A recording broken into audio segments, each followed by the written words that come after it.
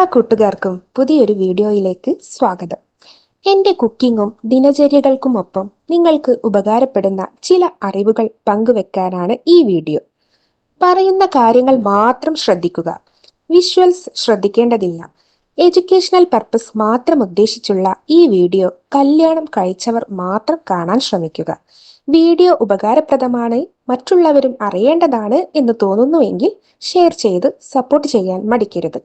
അപ്പോൾ നമുക്ക് വീഡിയോയിലേക്ക് കടക്കാം. ഇന്ത്യയിൽ പുരുഷന്മാരിൽ ബീജം കുറയുന്നു എന്ന് പുതിയ പഠനം.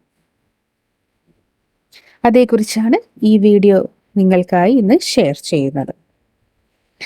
പുരുഷ ബീജം അഥവാ സ്പേം എന്നത് ഗർഭധാരണത്തിന് അത്യാവശ്യമായ ഒന്നാണ്. സാധാരണഗതിയിൽ ഒരു ബീജമാണ് അണ്ഡവുമായി സംയോജിച്ച് ഗർഭധാരണം സംഭവിക്കുന്നത് എങ്കിലും ഗർഭധാരണം സാധ്യമാക്കാൻ കുറഞ്ഞത് 15 മില്യൺ സ്പേം ഓരോ മില്ലി ലിറ്ററിലും വേണമെന്നാണ് കണക്ക്. ഇതിൽ കുറവാണെങ്കിൽ ബീജസംഖ്യ കുറവ് എന്ന ഗണത്തിൽ അടയാളപ്പെടുത്തും. ഗർഭധാരണത്തിന് തടസ്സമായി നിൽക്കുന്ന ഒന്നാണ് കുറവ് ബീജസംഖ്യ. എന്നാൽ അടുത്തിടെ നടത്തിയ പഠനങ്ങൾ തെളിയിക്കുന്നത് ഇന്ത്യയിലെ പുരുഷന്മാരിൽ ബീജസംഖ്യ കുറയുന്നു എന്നതാണ്. ഈ അവസ്ഥക്ക് ഒരു പേരുമുണ്ട്. അതെ, ഒലിഗോസ്പെർമിയ എന്നാണ് ഈ അവസ്ഥയെ അറിയപ്പെടുന്നത്. ഇതിന്റെ കാരണങ്ങളായി വരുന്ന പലതുമുണ്ട്. ഇതിൽ പ്രധാനപ്പെട്ടതാണ് ഇന്നത്തെ യുവതലമുറയിൽ കണ്ടുവരുന്ന ഡ്രഗ്സിന്റെ ഉപയോഗം, മദ്യപാന, പുകവലി ശീലങ്ങൾ എന്നിവ. ഇന്നത്തെ യുവതലമുറയുടെ ജീവിതശൈലി പ്രധാന വില്ലൻ തന്നെയാണ്. ആരോഗ്യത്തിന് പൊതുവെ ദോഷകരമായ ഇവ ബീജത്തിന്റെ എണ്ണത്തിനും ഗുണത്തിനുമെല്ലാം കാരണമായി പുരുഷവന്ധ്യതക്കുള്ള പ്രധാനപ്പെട്ട കാരണങ്ങളായി ഒന്നായി മാറുന്നു. അനബോളിക് സ്റ്റിറോയിഡുകൾ, കൊക്കൈൻ പോലെയുള്ള ലഹരി മരുന്നുകളെല്ലാം തന്നെ ഇത്തരം പ്രശ്നത്തിന് കാരണമായി വരാറുണ്ട്.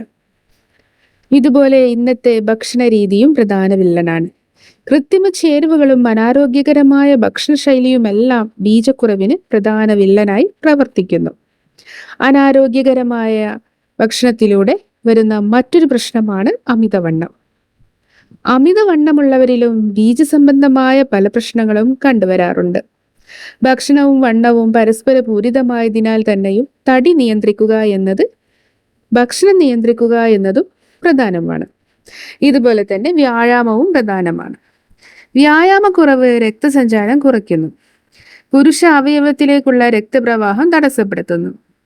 ബീജങ്ങളെയും ലൈംഗിക ക്ഷമതയെയുമെല്ലാം ബാധിക്കുന്നു.